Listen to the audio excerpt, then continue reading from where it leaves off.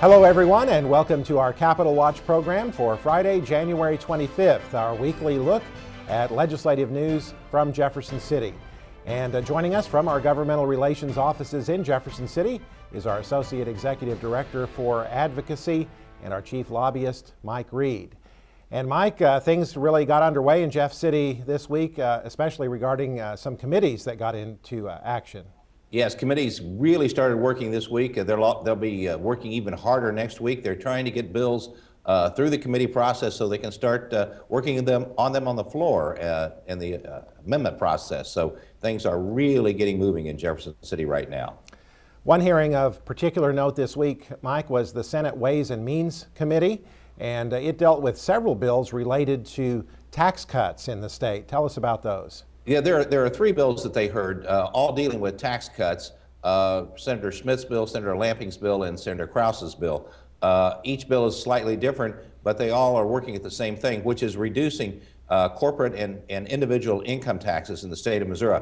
The people in the General Assembly believe there is a threat from the state of Kansas because Kansas reduced its taxes recently last year, and they're afraid, and there is a big push by certain interest groups to make sure that people are afraid that jobs will leave Missouri and go to Kansas. I have some questions about that, especially in light of the fact that the Kansas tax breaks appear to have a huge hole in the Kansas budget. In Kansas, the governor has now taking away certain benefits, certain tax situations, such as he is recommending doing away with the home mortgage exemption and increasing the state sales tax, or at least keeping the state sales tax that was supposed to expire in place for a few more years. There's going to be some holes there.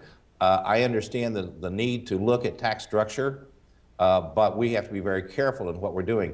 Presently, we still have underfunded schools in the state of Missouri to the tune of at least $400 million, according to the formula. And I think we have to be very careful about how we see about tax cuts. So if we have tax cuts for business, we have to make sure that it's filled on the backside, so students and schools are not hurt. And this whole game that's being played, Mike, especially in the Kansas City area now, is really a no-win situation, isn't it? Where both sides of the state line are attempting to cut taxes as low as possible to lure businesses, and really there's no net job growth from those tactics, is there? It appears so far that there's been very little net job growth because of that. Business will move 4 blocks from Missouri to Kansas, or vice versa, and some of these businesses have gotten various tax breaks. And when that happens, nothing happens. There may be a few jobs, but there is no increase in people moving. They still live where they live. Their jobs just have transferred. And it's a no-win situation. Trying to kill each other over this has not been good for the Kansas City area and the entire western side of the state of Missouri. The Senate Education Committee also got to work this week, Mike, hearing a couple of bills. One of those bills dealt with the unaccredited status, particularly of the Kansas City School District, and the bill would allow the state to intervene more quickly in unaccredited school districts. Right now, the state must wait at least 2 years before intervening in those districts. That bill is being sponsored by Senator David Pierce of Warrensburg, and let's take a look now at Senator Pierce's testimony before that committee. My desire is to pick up the bill somewhat where we left it off last year and then take it forward at this point. It deals with unaccredited school districts. Currently under state statute, when a school district becomes unaccredited, they have 2 school years before the state would actually come in and take over the school board. In the case of the Kansas City School District, they became unaccredited on January 1st, 2012. And so in this particular case, it would be until June 30th of 2014, almost 2.5 years before the state could come over and take over that school district. That's too long. I also feel that it means that the status quo is not working and that the district needs some help and support in a case like that. And Mike, while obviously Senator Pierce was referring to the Kansas City School District, and that's really what this bill is aimed at, should it pass, it ultimately could have an impact on other school districts in the state, couldn't it? in the light of MSIP 5 and the higher standards, there is some concern that we may have more schools become unaccredited. We have to be very careful.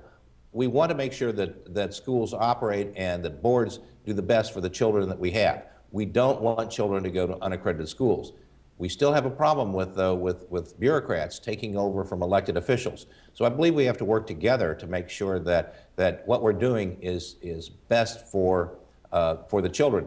And if that means the State Board of Education coming in with the locally elected school board to give them training, to give them guidance, if it means for MSBA to come in and help make sure that boards understand their responsibility and their roles, and we all work together, because that's what we're after, is what's best for the children. So this bill has some interesting ideas in it. I believe it will have a few amendments added in the next couple of weeks to make it a little bit better. There is some question the Kansas City School Board wishes to put on some amendments that says if in fact a district is reaching and each year in its next cycle shows that they have achieved a higher growth rate, that perhaps the state school board would back off a little. All of those things are out there for discussion. So it's going to be a bill that we need to watch very closely. I believe it will pass in some form, and so the 2-year limitation will be off. But I think it needs to have some discussion on what's best for kids and for boards and for elected officials. Mike, we have a big event coming up this coming Monday night, the governor's annual State of the State address. Always a big event in Jefferson City, where the governor really outlines his legislative agenda for the session and releases his budget proposals. So we'll be watching that closely, won't we? Oh, we're going to watch that very closely. That's Monday night, and it will be on carried on several television stations if our viewers want to watch that. It looks like, and what we hear is that we may get an increase in funding for the elementary K-12 education. Also, I believe there's going to be some work dealing with early childhood education and maybe some new and innovative ideas on how to fund early childhood education. As we know, the money spent at the early age has great effect later on. So if kids have a good support and know what's going on when they come into kindergarten, it's all the better for everyone, and it's best for the kids. So I think we'll see some movement on preschool education. So it'll be very interesting to see where we come from. And we'll certainly be reporting on that speech next week in our Legislative Voice newsletter, our daily blog, and so forth. So be sure to keep up on that, because the governor's proposals often do have a great deal of influence on what the agenda is for a legislative session. Mike, we also have our first School Board Advocacy Network visits coming up next week. Tell us about that. Yes, on Tuesday, SBAN from Regions 1 and 2 will be here. Hopefully we'll have a number of people come down to visit their capital. This is their capital, and they're our best lobbyists that we have. When people come from home to talk to their elected officials, their state reps and state senators, that's a great way to make sure that people in Jefferson City know that what they're doing is watched, what they're doing has consequences, and our people can say, what you're thinking about, this is how it affects my district. And it's very, very important for people to come down. We look forward to having visitors anytime, but so if people in Regions 1 and 2 cannot come this Tuesday, then call us and come the next Tuesday. We're scheduled from now until the 1st of May, so every Tuesday, and we're looking forward to people coming down.